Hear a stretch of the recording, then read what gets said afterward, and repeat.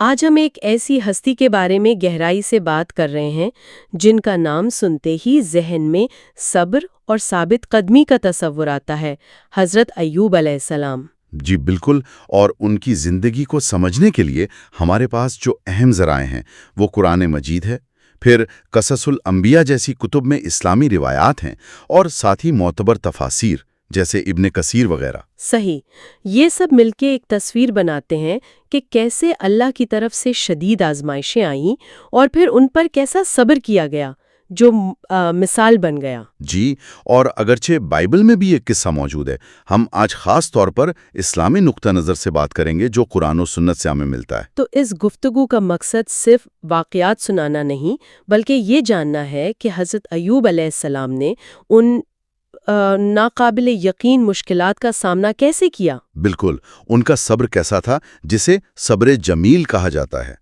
اور پھر آخر میں اللہ کی رحمت کیسے ان پر متوجہ ہوئی۔ یہ ہر ایمان والے کے لیے بہت گہری نصیحت ہے۔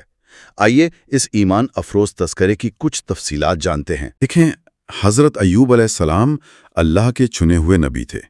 قرآن میں ان کا ذکر بڑے احترام سے کیا گیا ہے، جیسے سورۃ النساء آیت 163 اور سورۃ الانعام آیت 84 میں ان کا نام دوسرے بڑے انبیاء جیسے حضرت نوح، ابراہیم، موسیٰ، عیسیٰ علیہ السلام ان کے ساتھ آتا ہے۔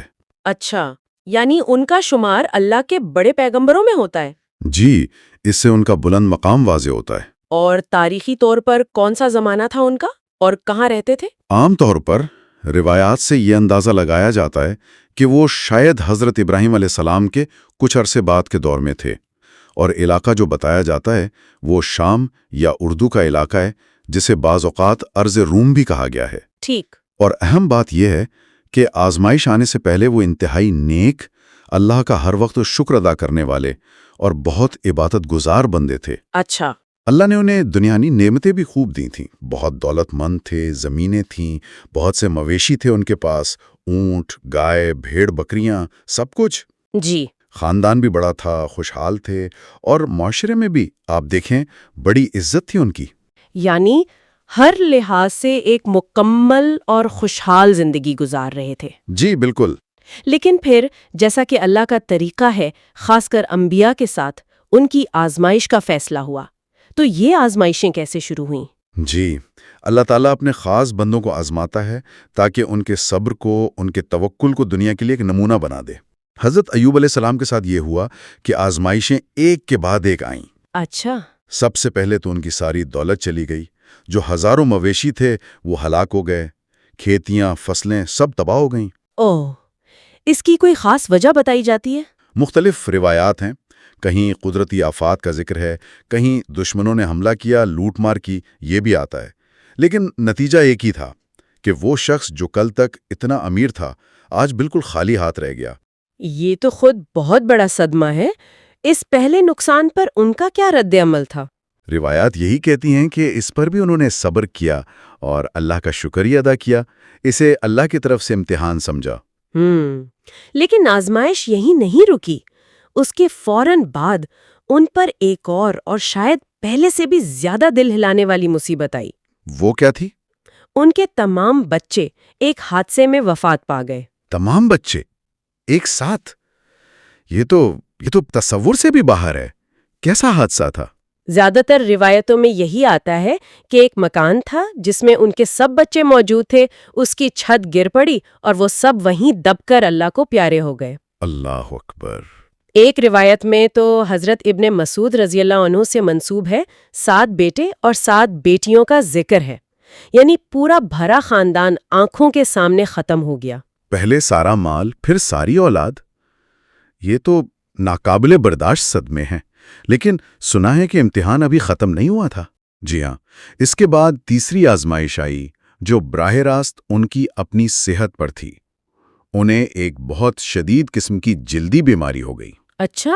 ایسی بیماری کہ جس نے ان کے پورے جسم کو لپیٹ میں لے لیا، زخم تھے، پھوڑے تھے، سارا جسم متاثر ہو گیا۔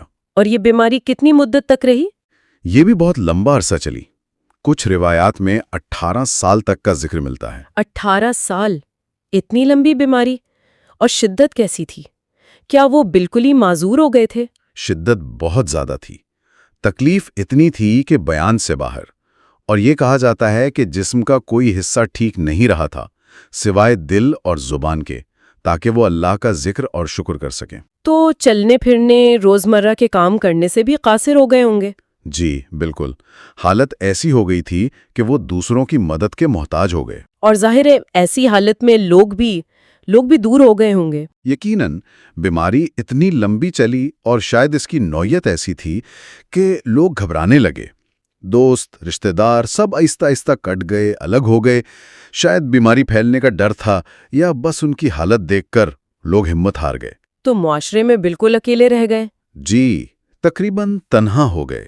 تو اب صورتحال یہ ہے کہ مال چلا گیا، اولاد چلی گئی، صحت جواب دے گئی، لوگ چھوڑ گئے۔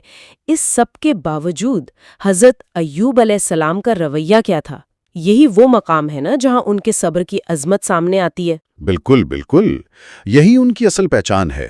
اتنی مصیبتیں تھیں لیکن کبھی زبان سے اللہ کا شکوہ نہیں نکلا، نہ دل میں کوئی بیزاری آئی، نہ عمل سے ظاہر۔ اسی لیے ان کے صبر کو صبر جمیل کہا جاتا ہے، یعنی خوبصورت صبر۔ خوبصورت صبر، اس کی کیا خاص بات تھی؟ خوبصورت اس لیے کہ اس میں کوئی جزا فضا نہیں تھی، کوئی شکایت نہیں، کوئی مایوسی نہیں تھی۔ بس اللہ کی مرضی پر مکمل اطمینان تھا اور بھروسہ تھا کہ جو وہ کر رہا ہے بہتر ہے۔ یہ تو واقعی حیران کن ہے۔ وہ اکثر یہ کہتے تھے، مفہوم یہ ہے کہ جو اللہ نے دیا وہ اسی کا تھا اور جو لے لیا وہ بھی اسی کا ہے، میں تو ہر حال میں اپنے رب کا شکر ہی ادا کروں گا۔ کیسا یقین ہے یہ؟ جی ہاں، اور اسی غیر معمولی صبر اور اللہ کی طرف رجوع کی وجہ سے اللہ تعالیٰ نے خود قرآن میں ان کی تعریف کی ہے۔ سورۃ صاد آیت 44 میں فرمایا، اِنَّا وَجَدْنَاهُ صَابِرًا نِعْمَ الْعَبْدُ إِنَّهُ أَوَّابٌ۔ اس کا ترجمہ کیا ہے؟ بے شک ہم نے اسے صبر کرنے والا پایا، کیا ہی اچھا بندہ تھا، بے شک وہ اللہ کی طرف بہت رجوع کرنے والا اواب تھا۔ اواب؟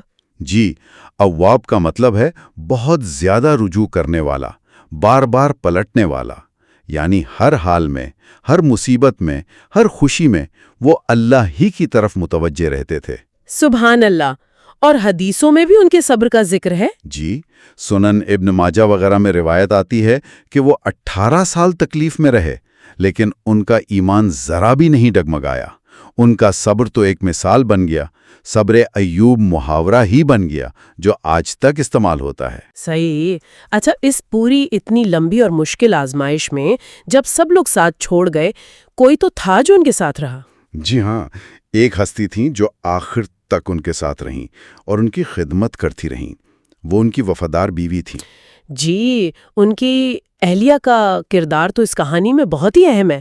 ان کا نام کیا بتایا جاتا ہے روایات میں؟ نام میں تھوڑا اختلاف ہے، کچھ روایات میں رما بنت یوسف آتا ہے، کچھ میں لیا بنت یعقوب۔ یہ بھی کہا جاتا ہے کہ وہ حضرت یوسف علیہ السلام کی نسل سے تھیں، لیکن نام جو بھی ہو، ان کی وفا پر سب کا اتفاق ہے۔ اور انہوں نے کیا کیا، مطلب کس طرح ساتھ دیا؟ اب سوچیں، اتنے سال شوہر ایسی شدید بیماری میں مبتلا، سب چھوڑ گئے، کوئی ذریعہ معاش نہیں، وہ اکیلی ان کی دیکھ بھال کرتی تھی۔ اللہ! ان کے کھانے پینے کا انتظام کرنا، ان کی صفائی ستھرائی کا خیال رکھنا، ہر طرح سے ان کی خدمت کرنا۔ یہاں تک کہ روایات میں آتا ہے کہ جب اپنے پاس کچھ نہ رہا تو وہ لوگوں کے گھروں میں کام کاج کر کے، مزدوری کر کے اپنا اور حضرت ایوب کا پیٹ پالتی تھی۔ یہ تو محبت اور قربانی کی انتہا ہے۔ ان کی یہ ہمت، یہ وفا یقیناً حضرت ایوب علیہ السلام کے لیے بھی بہت بڑا سہارا بنی ہوگی۔ بالکل، اس میں کوئی شک نہیں۔ اسی دوران ایک واقعہ بھی پیش آیا جو ان کی قسم سے متعلق ہے۔ اچھا، وہ کیا تھا؟ ہوا یہ کہ کسی بات پر حضرت ایوب علیہ السلام اپنی بیوی سے ناراض ہو گئے۔ اب وہ بات کیا تھی، اس میں بھی مختلف روایات ہیں۔ کوئی کہتا ہے کہ بیوی کسی کام سے گئی تھیں، دیر سے آئیں۔ کوئی کہتا ہے کہ شیطان نے بیوی کو کوئی وسوسہ ڈالا، انہوں نے آ کر شوہر سے ذکر کیا تو وہ ناگوار گزرا۔ بہرحال جو بھی وجہ تھی، حضرت ایوب علیہ السلام نے شاید بیماری کی شدت میں یا غصے میں قسم کھا لی کہ جب اللہ مجھے صحت دے گا تو میں تمہیں 100 کوڑے ماروں گا۔ لیکن جب اللہ نے انہیں شفا دے دی تب تو وہ پریشان ہو گئے ہوں گے اپنی قسم پر۔ اپنی اتنی وفادار بیوی کو کیسے سزا دیتے؟ بالکل بالکل، یہی ہوا۔ وہ بہت پشیمان ہوئے اور مشکل میں پڑ گئے کہ قسم کیسے پوری کریں۔ تب اللہ تعالیٰ نے خود اس کا حل بتایا۔ سورت سعد کی آیت 44 میں ہی آگے ارشاد ہے وَخُذْ بِيَدِكَ ضِغْثًا فَاضْرِب بِهِ وَلَا تَحْنُثْ۔ اس کا کیا مطلب ہوا؟ ضغثن؟ زغث کہتے ہیں تنکوں کے گچھے کو، جیسے گھاس کے سوکھے تنکے یا کسی پودے کی باریک شاخیں۔ اللہ نے فرمایا کہ اپنے ہاتھ میں ایسے 100 تنکوں کا ایک گچھا لو اور اس سے بس ایک بار مار دو اور اپنی قسم نہ توڑو۔ سبحان اللہ، کیا حکمت ہے! یعنی 100 تنکوں سے ایک بار مارنے سے قسم بھی پوری ہو گئی اور بیوی کو تکلیف بھی بالکل نہیں ہوئی۔ جی، یہ اللہ کی کتنی بڑی رحمت ہے اور دین میں آسانی پیدا کرنے کی کیسی خوبصورت مثال ہے۔ اور اس سے یہ بھی پتہ چلتا ہے کہ اللہ کے نزدیک ان کی بیوی کی وہ جو خدمت تھی، جو وفا تھی، اس کی کتنی قدر تھی۔ واقعی۔ اچھا، اب آتے ہیں اس طویل آزمائش کے خاتمے کی طرف۔ آخر کار حضرت ایوب علیہ السلام نے اللہ سے دعا کی۔ جی، اور ان کی دعا کا انداز بھی بڑا قابل غور ہے، بہت ادب والا، بہت معرفت والا۔ قرآن میں ذکر ہے اس دعا کا؟ جی، سورۃ الانبیاء آیت 83 میں ان کے الفاظ نقل ہوئے ہیں، انی مسنی الضر وانت ارحم الراحمین۔ اس کا مفہوم؟ یعنی اے اللہ، مجھے یہ تکلیف پہنچی ہے اور تو سب رحم کرنے والوں سے بڑھ کر رحم کرنے والا ہے۔ بس۔ یعنی صرف اپنی حالت بتائی اور اللہ کی رحمت کا واسطہ دیا، یہ نہیں کہا کہ مجھے ٹھیک کر دے یا بیماری دور کر دے۔ جی نہیں، کوئی شکوہ نہیں، کوئی براہ راست مطالبہ نہیں، صرف اپنا حال بیان کیا اور اللہ کی صفت رحمت کا ذکر کیا۔ یہ دعا کے آداب کی آپ دیکھیں انتہا ہے۔ اور اللہ نے یہ دعا قبول فرمائی؟ فوراً اگلی ہی آیت یعنی سورۃ الانبیاء 84 میں ہے فَاسْتَجَبْنَا لَهُ فَكَشَفْنَا مَا بِهِ مِن ضُرٍّ، تو ہم نے ان کی دعا قبول کر لی اور جو تکلیف انہیں تھی اسے دور کر دیا۔ اور شفا کیسے ملی؟ اس کی بھی تفصیل ہے۔ جی، سورہ سعد آیت 41 و 42 میں ہے کہ اللہ نے حکم دیا ارقز برجلکا ھذا مغتسل بارد وشراب، یعنی اپنا پاؤں زمین پر مارو، یہ ٹھنڈا چشمہ ہے نہانے اور پینے کے لیے۔ اچھا، تو انہوں نے پاؤں زمین پر مارا اور وہاں سے چشمہ نکل آیا؟ جی ہاں، اللہ کے حکم سے معجزانہ طور پر ٹھنڈے پانی کا ایک چشمہ جاری ہو گیا۔ انہوں نے اس پانی سے غسل کیا اور اسی پانی کو پیا، جس سے ان کی ساری بیماریاں اندرونی بھی اور بیرونی بھی سب ختم ہو گئیں۔ اور وہ بالکل ٹھیک ہو گئے؟ بالکل تندرست، پہلے کی طرح، بلکہ کہتے ہیں پہلے سے بھی زیادہ صحت مند اور تر و تازہ ہو گئے۔ اللہ کا کرم۔ لیکن کیا صرف صحت واپس ملی یا جو مال اور اولاد چلی گئی تھی وہ بھی واپس ملے؟ اللہ کی عطائیں تو پھر بے حساب ہوتی ہیں، نہ صرف صحت ملی بلکہ جو کچھ چھن گیا تھا وہ بھی واپس ملا اور پہلے سے بڑھ کر ملا۔ اچھا؟ جی، قرآن میں 2 جگہ سورۃ الانبیاء 84 اور سورۃ سعد 43 میں تقریباً ایک جیسے الفاظ ہیں۔ وَآتَيْنَاهُ أَهْلَهُ وَمِثْلَهُمْ مَعَهُمْ رَحْمَةً مِّنْ عِنْدِنَا وَذِكْرَى لِلْعَابِدِينَ لِأُولِي الْأَلْبَابِ۔ اس کا کیا مطلب ہے؟ اور ہم نے انہیں ان کا خاندان عطا کیا اور ان کے ساتھ اتنے ہی اور بھی دیے۔ اس کی تفسیر میں مفسرین کی 2 رائے ملتی ہیں۔ کچھ کہتے ہیں کہ اللہ نے ان کے جو بچے وفات پا گئے تھے ان کو دوبارہ زندہ کر دیا اور اتنے ہی نئے بچے بھی دیے۔ اچھا۔ اور کچھ کہتے ہیں کہ پہلے بچوں کے بدلے میں اللہ نے انہیں اتنی ہی تعداد میں نئی اولاد عطا فرمائی۔ دونوں صورتوں میں نتیجہ یہ ہے کہ ان کا خاندان پھر سے آباد ہو گیا، بلکہ پہلے سے بڑا ہو گیا۔ اور مال و دولت؟ اسی طرح مال و دولت کے بارے میں بھی آتا ہے کہ اللہ نے پہلے سے 2 گنا عطا فرمایا، تو یہ اللہ کی طرف سے ان کے صبر کا دنیاوی انعام بھی تھا، اور یہ اشارہ بھی کہ اللہ چاہے تو شدید ترین نقصان کے بعد بھی زندگی کو دوبارہ پہلے سے بہتر بنا سکتا ہے۔ یہ تو بہت امید دلانے والی بات ہے۔ اچھا، اب ذرا قرآن میں ان کے ذکر پر واپس آتے ہیں۔ ایک جگہ شیطان کا بھی ذکر آتا ہے ان کے دعا میں؟ جی، جیسا ہم نے پہلے بات کی، بنیادی طور پر 4 جگہ ذکر ہے۔ سورۃ النساء اور الانعام میں انبیاء کے فہرست میں نام ہے، سورۃ الانبیاء میں دعا اور رحمت کا ذکر ہے، اور سورۃ سعد میں آزمائش، شفا، قسم کا واقعہ اور صبر کی تعریف ہے۔ ہاں، وہ سورت سعد کی آیت 41 میں حضرت ایوب علیہ السلام کی دعا کا حصہ ہے، انی مسنی الشیطان بنصب وعذاب، یعنی کہ شیطان نے مجھے سخت تکلیف اور عذاب پہنچایا ہے۔ اس کا کیا مطلب ہے؟ کیا بیماری شیطان کی طرف سے تھی؟ نہیں، مفسرین اس کی وضاحت یہ کرتے ہیں کہ اصل آزمائش بیماری وغیرہ وہ تو اللہ کی طرف سے تھی، ان کے درجات بلند کرنے کے لیے۔ ٹھیک۔ لیکن شیطان نے اس موقع کا فائدہ اٹھا کر انہیں مزید پریشان کرنے کی کوشش کی۔ یہ نصب و عذاب جو ہے، یعنی تکلیف اور عذاب، یہ جسمانی نہیں بلکہ زیادہ تر ذہنی اور روحانی تھی۔ یعنی کیسے؟ مطلب شیطان انہیں وسوسے ڈالتا تھا، مایوس کرنے کی کوشش کرتا تھا کہ اللہ تم سے ناراض ہو گیا ہے، یا اب تم کبھی ٹھیک نہیں ہوگے، یا انہیں شکوہ کرنے پر اکساتا تھا، یا ان کی بیوی کو بہکانے کی کوشش کرتا تھا تاکہ وہ ہمت ہار جائیں۔ تو یہ شیطانی وسوسے اور ان سے پیدا ہونے والی جو ذہنی اذیت تھی، اس کا ذکر انہوں نے اپنی دعا میں کیا۔ اچھا، تو بیماری براہ راست شیطان کی وجہ سے نہیں تھی؟ جمہور مفسرین کی رائے یہی ہے کہ اصل آزمائش اللہ کی طرف سے تھی۔ البتہ کچھ تفاسیر میں وہ روایت بھی ملتی ہے جو بائبل کے بیان سے ملتی جلتی ہے کہ شیطان نے اللہ سے اجازت مانگی تھی کہ میں ایوب کو آزماؤں گا، وہ نعمتوں میں شکر کرتا ہے، مصیبت میں نہیں کرے گا۔ جی، یہ میں نے بھی سنا ہے۔ ہاں، یہ روایت موجود ہے، لیکن قرآن کا جو اپنا انداز بیان ہے وہ زیادہ تر اللہ کی حکمت، اس کی آزمائش اور بندے کے صبر پر مرکوز ہے۔ شیطان کا کردار اس میں ثانوی ہے۔ ٹھیک ہے، آپ نے بائبل کا ذکر کیا، تو کیا اسلامی اور بائبلی قصے میں کوئی بڑے فرق ہیں؟ کچھ باتیں تو ملتی جلتی ہیں، جیسے مال، اولاد، صحت کا جانا، پھر صبر کرنا، اور آخر میں سب کچھ واپس ملنا، بلکہ زیادہ ملنا۔ یہ چیزیں مشترک ہیں، لیکن کچھ اہم فرق بھی ہیں۔ ایک تو یہ کہ اسلام میں حضرت ایوب علیہ السلام اللہ کے نبی مانے جاتے ہیں، جی، جبکہ بائبل میں انہیں ایک بہت نیک، خدا پرست انسان تو کہا گیا ہے، لیکن نبی کا درجہ نہیں دیا گیا۔ اچھا، اور دوسرا بڑا فرق شیطان کے کردار کا ہے۔ بائبل کی کتاب ایوب میں شیطان کا کردار بہت مرکزی ہے۔ وہ خدا سے باقاعدہ بات چیت کرتا ہے، اجازت لیتا ہے، پھر آزمائشیں لاتا ہے۔ قرآن میں یہ پہلو اتنا نمایاں نہیں، یہاں زیادہ زور اللہ کی اپنی مرضی اور حکمت پر ہے۔ یہ دلچسپ نکتہ ہے۔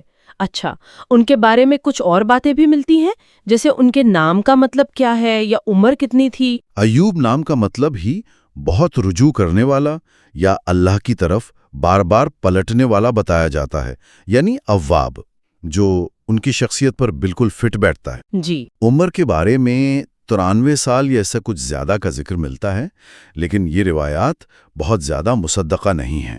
اور وہ جو عمان میں ایک مزار منسوب ہے ان سے؟ جی، عمان کے شہر سلالہ کے قریب ایک پہاڑی پر ایک جگہ ہے جسے ان کا مزار کہا جاتا ہے۔ لوگ زیارت کے لیے جاتے ہیں، لیکن اس کی بھی کوئی حتمی تاریخی سند نہیں ملتی کہ وہ واقعی ان کا مزار ہے یا نہیں۔ صحیح۔ تو اگر ہم اس پوری اتنی اثر انگیز کہانی کو دیکھیں تو اس سے ہمیں کیا خاص سبق ملتے ہیں؟ اس میں تو بہت سے سبق ہیں۔ سب سے بڑا تو یہی کہ مصیبت آئے، آزمائش آئے تو صبر کرنا، اور صبر بھی صبر جمیل۔ جی۔ دوسرا، اللہ کی رحمت سے کبھی مایوس نہیں ہونا، یقین رکھنا کہ وہ رحم کرنے والا ہے۔ تیسرا، ہر حال میں چاہے نعمت ملے یا چھن جائے، اللہ کا شکر ادا کرنے کی کوشش کرنا۔ اور دعا کی طاقت اور دعا کرنے کا ادب جو ان کی دعا سے ظاہر ہوتا ہے۔ بالکل۔ اور یہ بھی کہ آزمائشیں جو آتی ہیں وہ اللہ کی حکمت سے خالی نہیں ہوتی، وہ اکثر عارضی ہوتی ہیں، اور اگر بندہ صبر کرے تو اس کے درجات بلند ہوتے ہیں، اللہ کا قرب ملتا ہے۔ اور ایک سماجی پہلو بھی بہت اہم ہے، میاں بیوی کا رشتہ، کہ مشکل وقت میں کیسے ایک دوسرے کا ساتھ دینا ہے، جیسا ان کی اہلیہ نے کر کے دکھایا۔ جی ہاں، یہ تمام چیزیں مل کر حضرت ایوب علیہ السلام کی کہانی کو صرف ایک واقعہ نہیں رہنے دیتی، بلکہ یہ ایمان، توکل، صبر اور بندگی کا ایک مکمل عملی سبق بن جاتا ہے۔ تو یہ تھی حضرت ایوب علیہ السلام کی آزمائش، ان کے صبر اور پھر اللہ کی طرف سے ملنے والے بے پایا انعام کی ایمان تازہ کرنے والی داستان۔ ان کی زندگی ہمیں یہی سکھاتی ہے کہ حالات کتنے ہی مشکل کیوں نہ ہو جائیں، اللہ پر بھروسہ رکھنے والوں کے لیے آخر میں ضرور آسانی اور کامیابی ہے۔ اور اہم بات یہ ہے کہ ان کا صبر صرف چپ رہنا یا برداشت کرنا نہیں تھا، بلکہ اس حالت میں بھی اللہ کو یاد کرنا، اس کا شکر کرنا، اس کی رضا میں راضی رہنا، یہ ایک مثبت اور فعال قسم کا صبر تھا۔ یہی بندگی کی اصل روح ہے۔ یہ تمام ذرائع حضرت ایوب علیہ السلام کے صبر پر تو بہت روشنی ڈالتے ہیں جب وہ آزمائش میں تھے، اور یقیناً یہ اس کہانی کا مرکزی نقطہ ہے۔ لیکن ایک بات ہے جو مزید سوچنے پر مجبور کرتی ہے۔ یہ واقعات اس بارے میں کیا اشارہ دیتے ہیں کہ اتنے شدید نقصان، اتنے گہرے صدمے اور تکلیف سے گزرنے کے بعد، یہاں تک کہ جب اللہ سب کچھ پہلے سے بہتر حالت میں لوٹا بھی دے، تو ایک انسان اپنی ذات کو، اپنی زندگی کو دوبارہ کیسے بناتا ہے؟ وہ جو گہری آزمائش کا تجربہ ہے، وہ ایک دیرپا اور شاید زیادہ گہرے ایمان کو کیسے شکل دیتا ہے؟ یہ ایک سوال ہے جو اس تذکرے کو سننے کے بعد ذہن میں آتا ہے، اور ہمیں آزمائش کے دوران صبر کے ساتھ ساتھ آزمائش کے بعد کی جو